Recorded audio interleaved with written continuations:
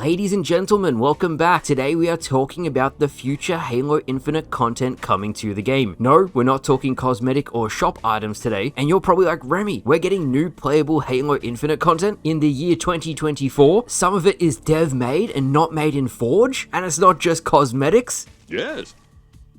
That's it.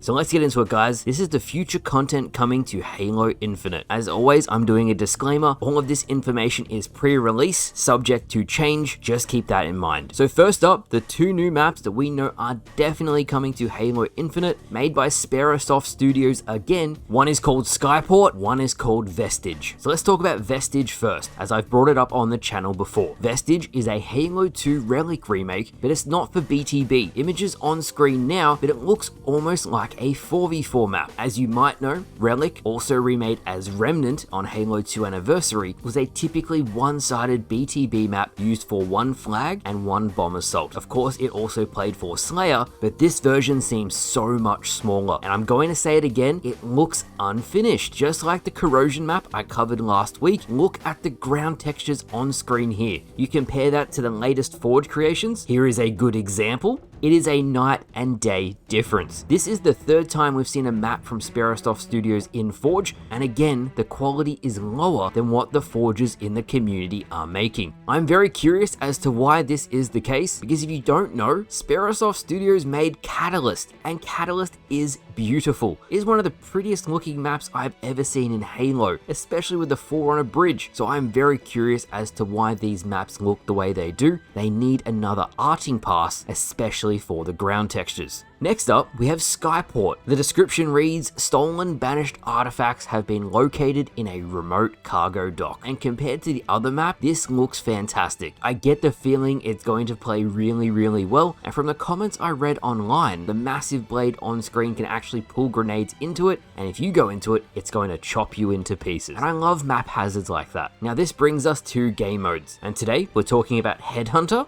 Griffball, Assault, and VIP. VIP I covered in an earlier video, but I didn't really go through and talk much about it. Yes, VIP is in the retail build of the game. I'll link the game mode in the description if you want to try it out yourself. If you are the VIP, there's a different sort of HUD. It's like on the outskirts of the HUD. It's got like this white flickering gaze, and I'm not sure if it's the game mode itself or if 343 is going to tweak it. It seemed like everybody did less damage overall. Now I did mention Headhunter, Assault, and Griffball, and thanks to Serasia, as usual, he pointed out that a prototype version of Headhunter is being tested on Halo Infinite. When is that going to come to the game? We don't know, but I absolutely love Headhunter from Halo Reach. It was actually supposed to be in Halo 2, so if this comes to the game, people are going to be very happy. The last thing in terms of game modes you need to know is Griffball and Assault. And the good news is, it actually got updated only a couple days ago. So 343 is still working on this. Thank you to Grunt API for the image. Both of those game modes, Griffball and Assault, should have been in the game at launch. I can't believe it's taken over 2 years to get them out, but I hope they release soon. Now, it would not be a future Halo Infinite content video if I didn't actually talk about what's coming to the game very soon. Today, a BTB Heavies refresh launched on the game. The maps are really good. They are the community BTB maps that got added to the traditional playlist a couple months ago, but now with the Heavies version, on the whole, they've been balanced very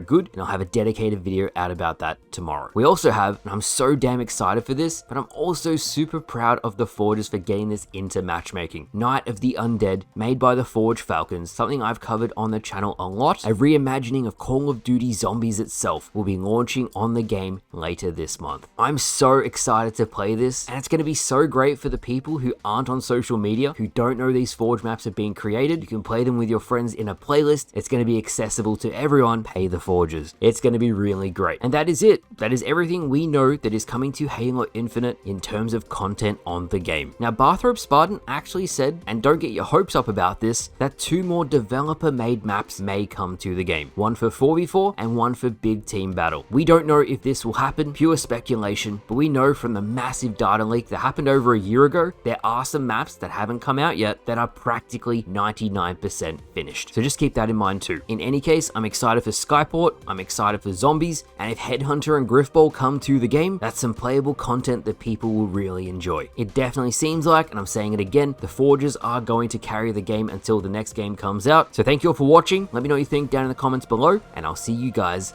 later.